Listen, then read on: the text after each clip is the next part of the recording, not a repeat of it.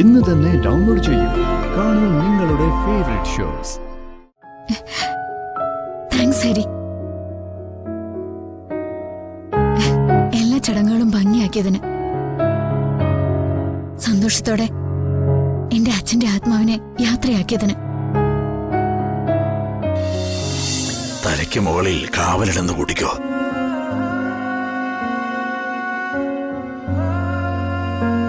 എന്റെ കുട്ടിക്ക് താൻ കാവല് നിൽക്കുന്ന പോലെ പോടോ.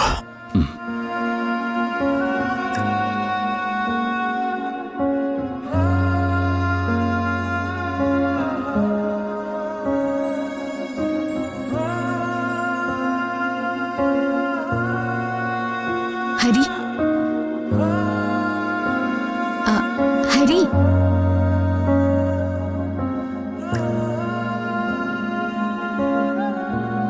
ഹരി.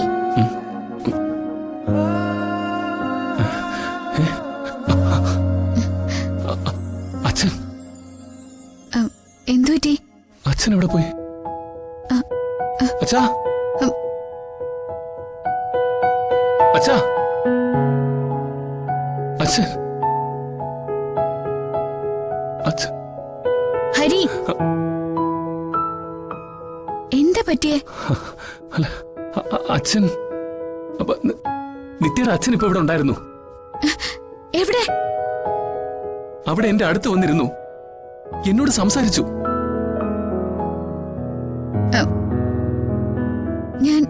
ഞാൻ കണ്ടതുപോലെയാണോ? അതേ നിത്യ, തന്നെ നോക്കിക്കൊള്ളണമെന്ന് പറഞ്ഞു. നമ്മളെ രണ്ടുപേരെ അനുഗ്രഹിച്ചു. എന്നിട്ടാ അച്ഛൻ പോയത്. സംതൃപ്തിയോടെയാ പോയത്. ചടങ്ങുകൾ ചെയ്തു തീർത്തിട്ടും അച്ഛന്റെ ആത്മാവ് സന്തോഷിച്ചിട്ടുണ്ടോ എന്നുള്ള സംശയമായിരുന്നു എനിക്ക്.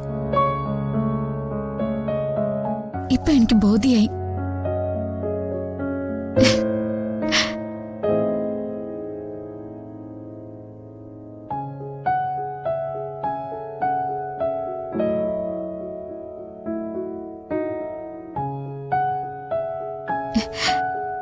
താങ്ക്സ് ഹരി.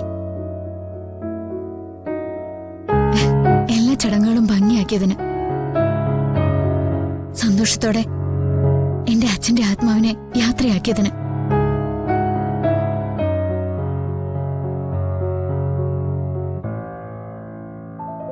തന്റെ അച്ഛൻ ആഗ്രഹിക്കുന്ന കാര്യം ഞാൻ നടത്തിക്കൊടുക്കാം. എപ്പോഴും സന്തോഷത്തോടെ തന്നെ കൊണ്ടു നടക്കണം.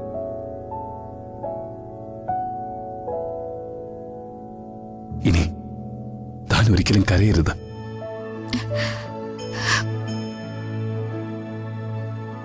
ആകാശത്ത് നിന്ന് തന്റെ അച്ഛൻ നോക്കുമ്പോ തന്റെ നിറഞ്ഞ ചിരി അച്ഛനെ കാണേണ്ടത്.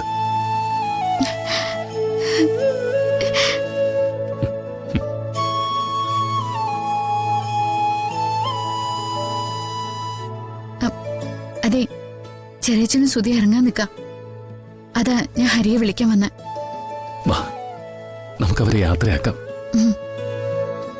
ചെറിയച്ഛൻ നല്ല സന്തോഷത്തിലാ.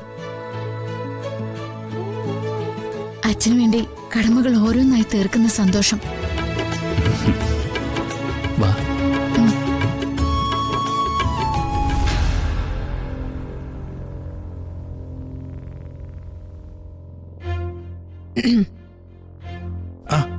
വീണ, എന്താ താൻ കാണണമെന്ന് പറഞ്ഞേ? അന്ന് ഗസ്റ്റ് ഹൗസിൽ വെച്ച് വിപിൻ എന്നോട് പറഞ്ഞത് സീരിയസ് ആയിട്ട് തന്നെയല്ലേ? അതെന്താ, വിശ്വാസമായല്ലോ തനിക്ക്? വേണമെങ്കിൽ അതൊരു പ്രതികാരം ആവാലോ. അത് തെറ്റാ. ഞാൻ പറഞ്ഞില്ലേ, ജീവിതത്തിൽ ഞാൻ ഒരുപാട് മാറി ചിന്തിച്ചു തുടങ്ങിയെന്ന്. എടോ, ഇത് ഞാൻ തനിച്ചെടുത്ത തീരുമാനമല്ല. അച്ഛനും അമ്മയും കൂടി എന്നോട് പറഞ്ഞു തന്നെ വന്ന് കാണണമെന്നും സംസാരിക്കണമെന്നും.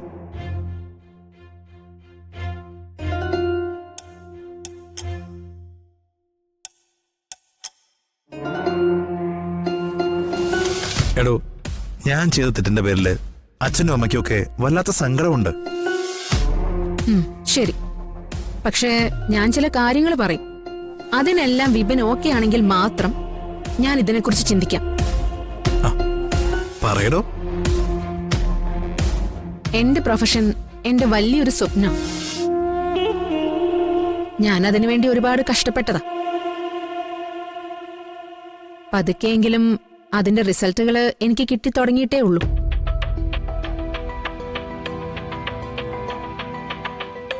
എനിക്കൊരിക്കലും എന്റെ പ്രൊഫഷനോടുള്ള പാഷൻ കുറയില്ല. സോ ഞാൻ അതിനെ ട്രൈ ചെയ്തുകൊണ്ടേയിരിക്കും. പിന്നെ എനിക്ക് ജീവിതത്തിൽ തീർക്കാൻ ഒരുപാട് കണക്കുകൾ ബാക്കിയുണ്ട്. എന്റെ ഒരു ശത്രുവിനോടും ഒരിക്കലും ഞാൻ ക്ഷമിക്കില്ല. ഞാൻ ആരെ ഉദ്ദേശിച്ചതെന്ന് വിപിനെ നന്നായിട്ട് അറിയാം. അറിയാം. വിവാഹം കഴിഞ്ഞ് പുതിയൊരു ജീവിതം തുടങ്ങുമ്പോ പഴയതൊക്കെ മറന്നു കളയണമെന്ന് പറയുമ്പോ ഞാനീ പറഞ്ഞ ശത്രുക്കളുടെ കാര്യം അതിലുണ്ടാവരുത്.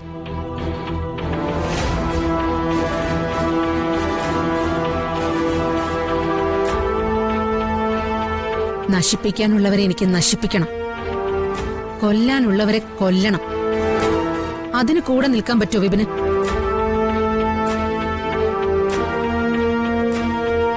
വീണ, നമ്മൾ ഒന്നിച്ചു കഴിഞ്ഞാ പിന്നെ തന്റെ മനസ്സിലെ പ്രതികാരം എന്റെയും കൂടാ. അതിന് തന്നെയൊക്കെ മുമ്പിൽ ഇറങ്ങുന്നത് ഞാനായിരിക്കും. ഇടയിൽ വെച്ച് വാക്ക് മാറ്റില്ലല്ലോ? ഇല്ല. വാക്ക് മാറിയ വാക്ക് മാറുന്ന നിമിഷം വരെ മാത്രമേ ഉള്ളൂ നമ്മൾ ഒന്നിച്ചുള്ള ജീവിതം. മുമ്പ് നമ്മുടെ ജീവിതം അങ്ങനെയായിരിക്കും ഇങ്ങനെയായിരിക്കും എന്നൊക്കെ ഞാൻ നിന്നോട് കുറെ സംസാരിച്ചിട്ടുള്ളതാ.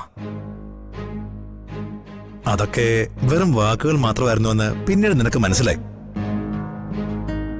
അപ്പൊ ഇനി വാക്ക് പറയുന്നതിൽ അർത്ഥമില്ലല്ലോ. ജീവിച്ച് കാണിക്കുന്നല്ലേ നല്ലത്. പിന്നെ താൻ ഈ തീരുമാനത്തിൽ ഉറച്ചു നിൽക്കുന്നെങ്കിൽ അച്ഛനും അമ്മയ്ക്കും തന്നെ കാണണമെന്ന് പറയുന്നുണ്ട്. നമുക്ക് അവരുടെ അടുത്തേക്ക് പോയാലോ? പോകാം. പക്ഷേ വിപിനെ ഞാൻ വീണ്ടും പറയുക, ഒന്നിച്ചു ജീവിക്കാൻ ആരംഭിച്ചിട്ട് അവസാനം ഞാനൊരു ബാധ്യതയെന്ന് വിപിൻ പറയരുത്. എന്റെ തീരുമാനം ഒരിക്കലും മാറില്ല, ഒരിക്കലും മാറില്ല.